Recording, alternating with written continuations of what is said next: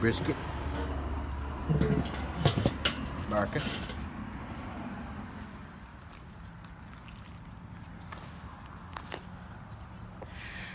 What is up, my friends? Good morning. Yeah. It's an absolutely beautiful Thursday morning here in Arkansas. That's Mike Friday. I'm so happy about that. Oh. I just wanted to log in and let you know that I love you and I care about you and I'm thinking about you and that you're a bad motherfucker, regardless. Regardless of how you feel, regardless of what you convinced yourself of, you're not as weak as you think. You're a bad motherfucker. Just be positive. Think positive. Act proactively. Quit thinking in circles. You think about something a couple of times in the course of about 5 minutes and it just gets to where you're thinking about it all the time. That's obsessive thinking. You got to remember to pay attention to this kind of shit. If you're driving a car and it starts smoking, well, that's a sign there's something going on. There's a light on the dashboard there. That's what that pain in your chest is telling you. That's a panic button. Panic attack. It's a light going off. Quit doing that. Whatever you're doing while this is going on, get off it. Quit thinking that way. Take some deep breaths. Look around. Go do something outside.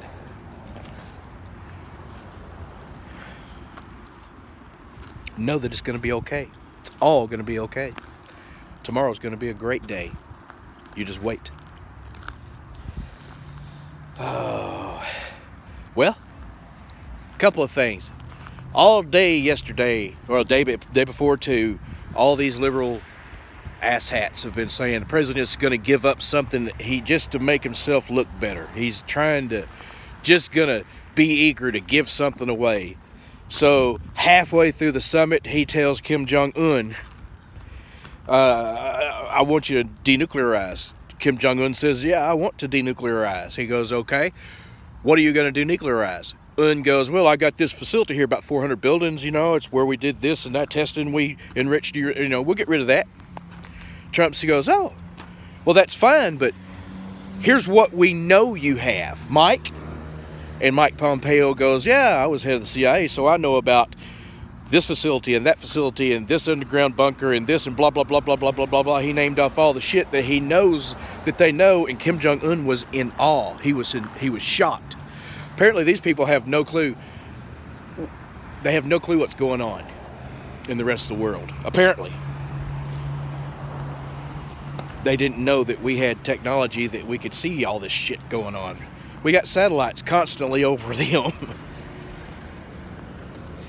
So,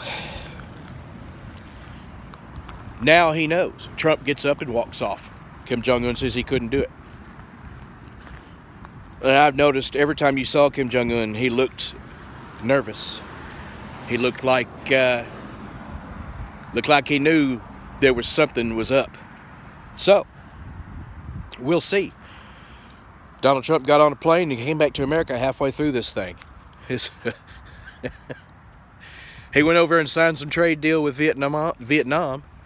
So, we got trade with Vietnam now. He's done a lot more over there. So he went over and made money for the country. And then told them, no, we'll just leave the sanctions on, because they wanted all the sanctions taken off for that. So now Kim Jong-un has probably got to take care of that facility and a couple other things before we'll even give him another meeting, if that's what he wants. But I do know it's going to be rough for him. I think he's fixing to lose power. Michael Cohen, motherfucking Michael Cohen, come out there and parroted for Lanny Davis. Lanny Davis is sitting behind him a couple of times. He's sitting there with his arms crossed, smiling knowingly. Yeah. Anything you heard today was not new evidence. Anything you heard today that they were allowed to say is not part of any investigation that Cohen is involved in.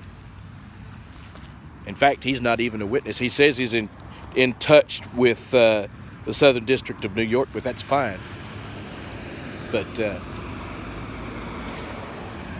no collusion. Nothing to do with the Russians. Dossier was, I mean, if you're going to believe Cohen, you have to believe all the things, or you have to believe none of it. So, he did say that he knows Donald Trump is not a womanizer. He's not the kind of person that would beat his wife. At least he said that. I do know he used his family. Cohen did. And he said, oh, I'm paying for it. I'm paying. No.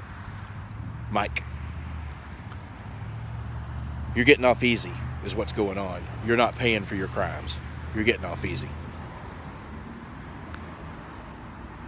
So we'll see if anything comes of that, because he admitted to a couple of things he didn't mean to admit to. They need to find out who's paying Lanny Davis, because Lanny Davis is not doing that shit for free.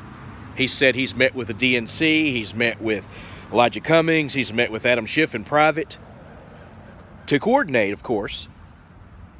Why would Adam Schiff need to meet with him in private to arrange what he was going to say? Then they set rules as to what the Republicans can ask and talk about. Oh, and this bitch, Rashid Tlaib, what a fucking cunt. You are, bitch. To disrespect someone, like say shit like you're a racist for bringing this black woman in here, who just, the woman I was just telling you about that went and lived in the HUD apartments for, you know, so she could come back and report what it's like to the president. A friend of the president of the administration, saying that he is a racist. They're saying the president's, I mean, there's no evidence of the president being a racist, and everything that they use to try and say he was, especially shit like Charlottesville. They keep bringing up Charlottesville as bullshit. That's not racist at all, what he said. Unless you think every single person there was a horrible racist person. What about the fucking reporters that were there? What about all the people that were there that weren't racists? Were they good people? So see, the president was telling the truth. Unless you think that every single person that was at Charlottesville is a racist. Including the protesters protesting the protesters. I don't know. It's just fucking stupid as fuck. And Tlaib, she said that shit. She called him a racist for bringing that woman up there. And then turned around and looked at him and grinned, a biggest fucking grin. Her and Ocasio-Cortez, they're just having such a good old time over that. That's so disrespectful and shitty. And then Elijah Cummings. Oh, you didn't mean to call him a racist, did you? Well, I want you to know you're one of my very best friends. And I know you're not a racist, but Mark Meadows was very upset by that. It's very upsetting to be called fucking racist when you're not. Being used by some motherfucker like that as a person of color. So that just puts you at an advantage. You're superior to all white people because you're a person of color and white people can't say anything about you? Bullshit. It's fucked up. This is a person taking advantage of the fact that no one carries a big cane and can't walk up behind them and knock them over the fucking head. Like the cocksuckers that were, like the dude that got killed during the fucking slavery. They were debating slavery and this motherfucker come up and he's called some other motherfucker a racist, and dude, a congressman or a senator, I can't remember which one, hit him over the head with his fucking cane and killed him.